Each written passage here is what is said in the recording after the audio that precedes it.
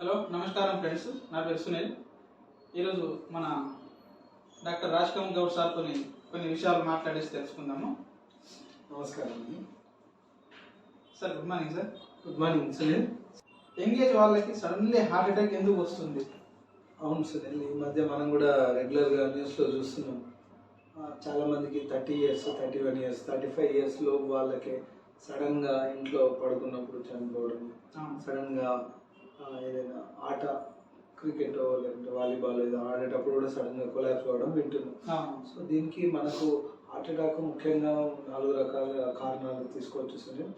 ఒకటి life style, లైఫ్లో discipline లేకపోవడం ఒకటి.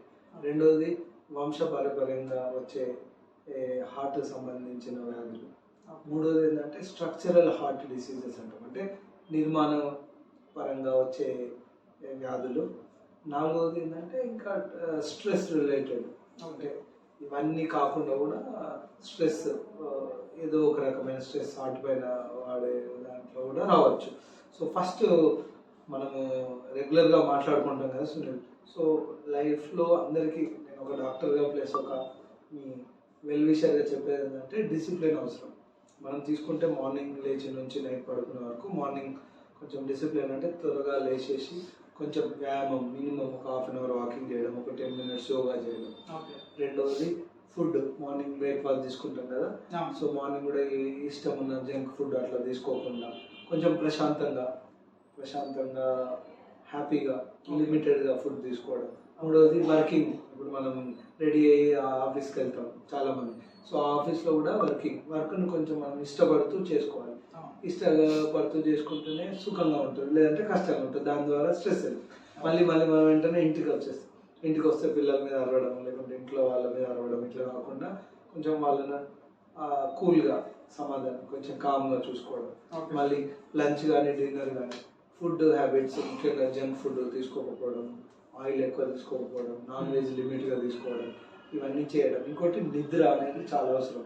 నిద్ర మినిమం ప్రతి మనిషికి ఒక 7 నుంచి 8 గంటల సుఖ నిద్ర వితౌట్ డిస్టర్బెన్స్ అనేది అవసరం. This is all discipline.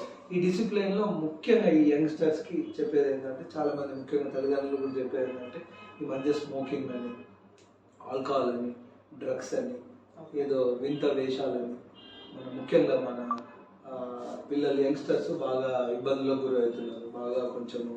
So జనరల్గా ఈ స్మోకింగ్ కానీ, గంజాయి కానీ, డ్రగ్స్ కానీ విన్నారా సునీల్?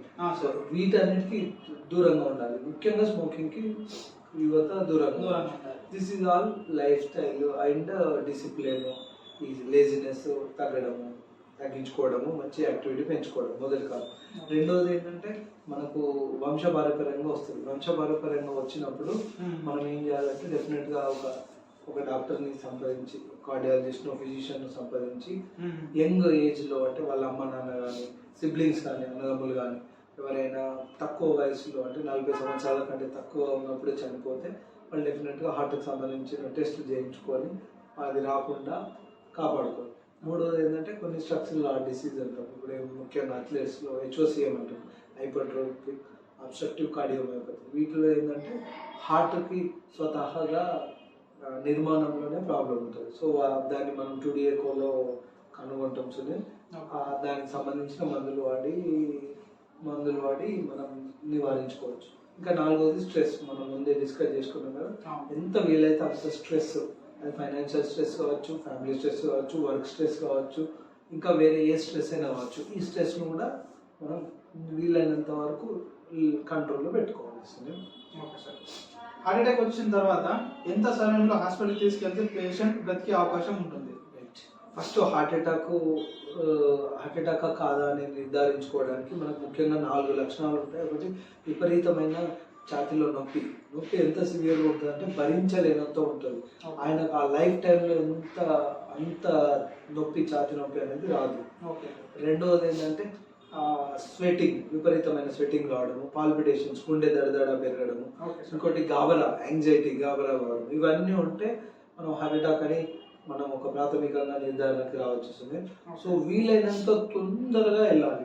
అది 1/2 hour వాడవచ్చు, 4 hours కావచ్చు, 6 hours కావచ్చు. కానీ మనము టెక్స్ట్ బుక్స్లో గోల్డెన్ అవర్ అంటాం.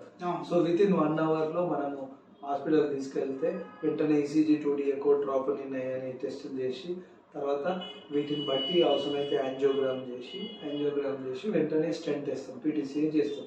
సో ఎంత వీలైతే అంత తొందరగా తీసుకెళ్ళాలి సునీల్.